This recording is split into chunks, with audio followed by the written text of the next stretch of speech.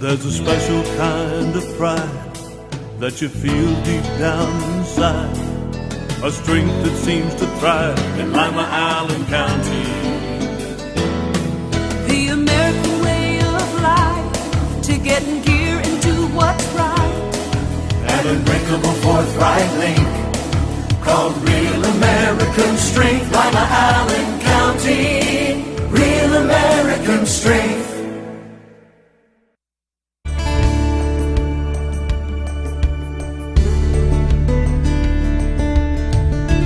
Keeping you up to date with what's happening in your community. Community Focus on GTV2. Thanks for joining us today on Community Focus. I'm Anne Decker. It's hard to believe it's that time already, but the United Way of Greater Lima is already beginning its 2013 campaign, and here in the studio to give us details is Shannon O. Thanks for being here. Thank you for having me today. Actually, the pilot campaign is just beginning. Yes, it's a very exciting time of year for us. The pilot companies have kicked off, and it's just so wonderful to know that we have 15 companies in the area that are so willing to support the organization by having an early campaign. And we are so fortunate to have them on board because really they set the standard for the campaign. Their total contributions usually make up about 50% of the total campaign. So what exactly are they doing over the next couple months? Over the next, actually, month, September 11th, the main annual campaign kicks off, but until that point, they hold an early campaign. Okay, and they're just going to their employees looking for contributions? Yes. Okay. When the main campaign kicks off September 11th, what do you hope the rest of the community does to get involved? Well, we're changing our focus this year in the sense that we want people to not only think of giving to the United Way in terms of actual, monetary donations, but to think of giving their time as well. We've got 22 partner agencies in the area that are just really eager to bring new people on board, even to learn what kinds of great things we have in the community, different services that we're providing. This year, since I'm new to the United Way, that is, I feel like I've learned so much about different nonprofits that I would not have had the opportunity to learn about otherwise. And so this year, of course, monetary donations, but also think of giving your time and learning about what the United Way is all about. For those who maybe have never been involved in a United Way campaign before, who is the United Way? Where does the money go? What are you raising it for? The United Way is essentially, we help fundraise for our partner agencies, and we are so much more than just a fundraiser for different agencies in the area. Yes, we do allocate funds, but as a unit, as a group, we are all stronger together than we could be separately. A lot of times it's difficult for our partner agencies to be able to fundraise for themselves all year round. So we do that for them and also just raise awareness for all of the ways that people can seek out help if they need to in the community. You're actually funding programs more than your specific agencies, right? Yes. Such as? One of our programs that we're very excited about is something that is wrapping up here soon. It's called Kindergarten Camp. Every year it's held at Unity Elementary, and the students all gather from all around the area to get prepared to learn to the best of their abilities in school, and it really focuses on literacy skills, so students really have a boost as they enter school, knowing that they're just a little bit ahead of other students who've not had the opportunity to really focus on what it means to participate in the classroom and pay attention to the teacher, and of course learn how to read. That's a great program, and it's just one of many the United Way funds. Yes, one of many, and we're very proud of all of them. And these programs and services that we fund, there is accountability that's really important that they have to adhere to. It's not just we give them the money and they run. There are standards, and so we know that we are making a tangible difference in the community. Well, in fact, that's one of the nice things about the United Way is it seems like everybody has their hand out today. You don't know where the money serves the community the best. You don't know who to trust. But if you give it to the United Way, you know it's going to the right place. It's so true. And this is something that we were very excited to learn. In 2012, we were actually able to serve nearly 50,000 people in Allen County. That's incredible. It's 50% of the local population. And to think that maybe we could set that up just a little bit, maybe we could help over 50,000 people this upcoming year. There are certainly people that need it, and it makes me proud to be a part of the United Way to know that we're here to help. For the businesses, excuse me, that are involved in the campaign this year, You have something new called 1090. Yes. What's that about? This is actually something that was, well, it was developed by one of our tri-chairmen this year, Kevin Creamer. He was so proud of himself for coming up with the title for it. But the 1090 Club is something that we are first introducing to the pilot companies, but it doesn't stop there. Any business in the Lima area can partake. All you have to do is hold a United Way campaign. If you up your contributions by 10% or achieve 90% participation, then you're in the 1090 Club.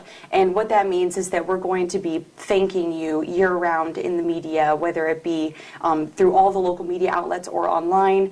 And also it's an opportunity just to be recognized for being one of many like-minded companies in the area that see the good that we're doing and want to make Lima better. Great. If people do want to get involved in the United Way campaign, how do they do that? Well, the best thing you could do is go to our website. So it's www.unitedwaylima.org.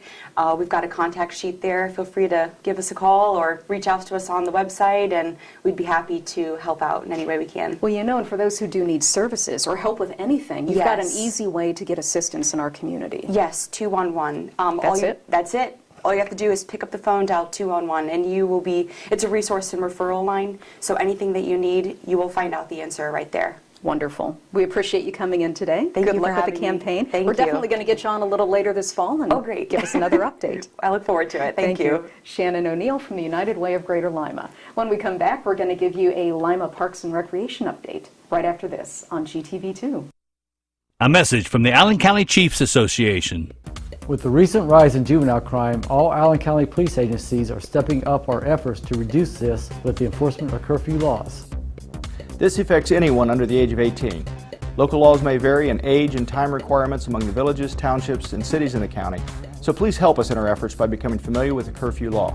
Please check the websites on your screen for specific curfew information. Together we can make Lima Allen County a safer place in which to live and work. Let's all do our part to keep the Ottawa River clean and healthy. Pick up pet waste and dispose of it in your trash so it doesn't end up in the storm drain. Your actions matter. Reduce, recycle, reuse. Allied Waste Services in the City of Lima encourage you to live green by recycling all that you can. Recycling promotes green living by reducing the amount of waste materials buried in landfills. This saves money, natural resources, and energy. Keep our environment healthy and start recycling today. Allied Waste Services is committed to a clean environment. Contact us today for your recycling needs. Visit our website, republicservicesohio.com, to learn more about recycling today. Lima City Council has recently amended the city's vicious dog ordinance to deal with potential problems concerning dangerous dogs in the public. The ordinance is comprehensive. However, here are some key elements that all dog owners and their neighbors should be aware of. Any dog that is considered a breed of pit bull is considered a vicious dog regardless of its temperament. A vicious dog is any dog that attacks, bites, or causes injury to a person or domestic animal with or without provocation. Not under control of the owner, and secure with a muzzle and a leash of 6 feet or less in length. All vicious dogs must be confined when outside in a pen with a secured top and bottom, or with the sides of the pen embedded at least 1 foot deep into the ground. If you're a dog owner and have concerns about any dogs in your neighborhood, visit limapolicedepartment.com to find out more about the city's vicious dog ordinance. The fine for non-compliance is $150 per citation, and ignorance of the law is not a defense. If there's an emergency situation, call local law enforcement for immediate assistance.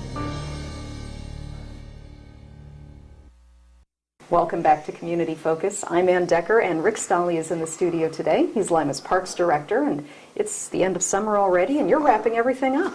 We're getting there. With school starting here in the next 2 to 3 weeks for most of the schools in the area, our programming kind of comes, to an end for the summer here in the first part of August. So we've had a great summer. It's been a terrific, other than the 6 inches of rain that we got in July, our baseball programs came together well, our adult programs with a few rainouts in both those, it just is what you got to deal with. But, last year at this time, our mowers were being serviced, and taken care of on a regular basis, and we were doing very little mowing, I guess is my point.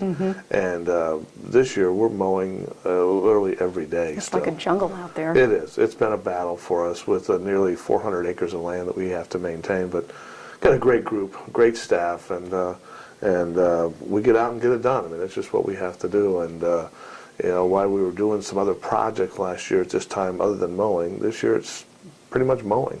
So keeping ahead of that, because we still have a lot of people using the parks, of course, and you know, shelter rentals and other activities that are available for the parks. So we want to keep them maintained as best we can, and you know, keep them as an inviting opportunity for people to get out and enjoy those facilities. How did the summer playground program go? Oh, it was just a great year. Our numbers were good. Our staff was just tremendous. You know, really, we are just finalizing that program with our Expo Week. We have a number of activities going on, and then we'll wrap it up with a pool party Friday, and kids will have a terrific time.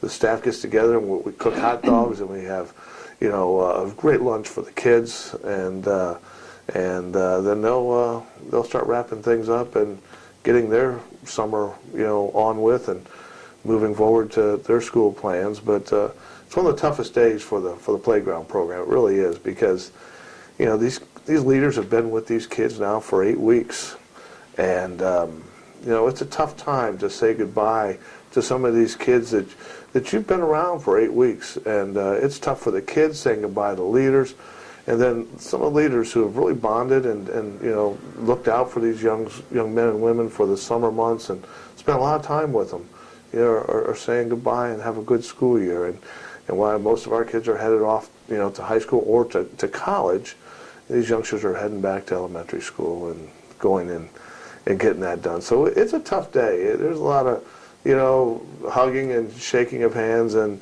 you know, there's some tears shed too, because it is an emotional time, and something we always tell our leaders: the 2 toughest days of this program are the first one, kind of figure out what I got to do and who I've got, and then the last day, because you have affected, you've made a difference in a youngster's life, and they appreciate that. But you know, it's that bond which has kept this program running for so many decades. That's very well put. That's exactly right. And you know, and what's really neat is a lot of the leaders that we have at one time participated in our program, so they get it. They know, and you know, it's been a very interesting summer with the weather and the things we've had to battle. But it's also been a great summer with activities we've had. We've taken the kids to the Neill Armstrong Museum. Of course, the Allen County Museum. We'll get out and see what's going on locally. We took off and went out to the equestrian therapy program and got to share a lot of the neat stuff that goes on out at the equestrian therapy program. We partnered with the Outer River Coalition to do some work along the river. Another neat program that we had was we couldn't manage to take them all to the zoo, so we brought the zoo to us, at least a part of it, and a Zoo to You program that went over very well. The Columbus Zoo brought in a number of different animals, including a kangaroo and a desert fox and a few other things. I can't recall exactly all, but there are 8 to 10 different animals that the kids got a chance to learn about and to get up close and personal with, closer than they would if they actually went to the zoo. So that was a great day, and kids are still talking about that. Well, it's a great program. We're also wrapping up Schoonover Pool, and the last day is when? The pool will be wrapping up the 4th of August. You know, we are a lot of our lifeguards are involved in fall activities at their colleges or high schools, and their practices, you know, start August 1st. So we normally wrap it up the first part of August, and it's been a challenging summer as well with the rain we've had in July. And then the cooler temperatures too. The way it's dropped, you know. But I think every pool in the community, you know, at least the ones we've been talking to, have been affected the same way, obviously. So, you know, it's one of those things that, you know, that we deal with. We've got a very good staff there that works very hard to make people welcome at that facility. We've had a number of after pool hour parties there for different folks, families, and companies. So their hours have been somewhat extended on days we could do that. And so we're looking forward to, wrapping up that program this week, finishing strong with all the, if Mother Nature helps out, then terrific. And I would say we've had another good summer at Schoonover Pool. And what do we have in the parks looking ahead to the fall? Well, we'll start some of our programming. We'll be looking at our youth volleyball for the young ladies. And then once school gets back in, we'll start getting those kids signed up and moving forward. Of course, all the other activities that we see, at least our green space is being used by midget football. Comes in and they request green space for their practices and their team activities. Then we also will have, of course, cross country activities that will take place at primarily at Froat Park, and I believe we're on schedule to host the Allen County Invitational, which is a terrific event. And then we also have at the tennis courts. We've had a very busy summer with our friends with the Lima Area Tennis Association with their youth programming and some of their adult activities while Mother Nature wasn't raining on them. But the tennis courts at Collett will also host Lima Senior and Lima Central Catholic girls programs this fall. And I believe, if I'm not mistaken, I believe it's Lima Senior's turn to host the track, the Three Rivers Athletic Conference League tournament, so that'll be at College Street as well. So we're going to be very busy, no doubt about it. Continue to keep the parks maintained and invite people to come out and enjoy those facilities.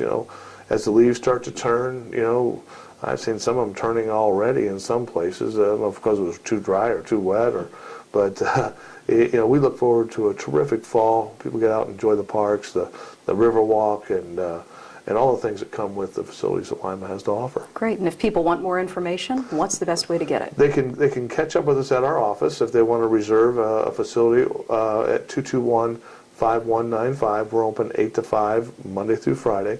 Or you can catch up with us on our website, the city's website, and then click on Recreation.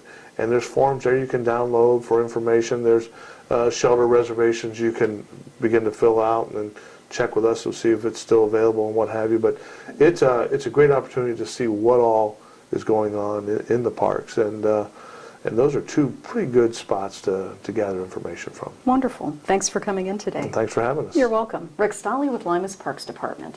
I'm Anne Decker, and this is Community Focus on GTV2.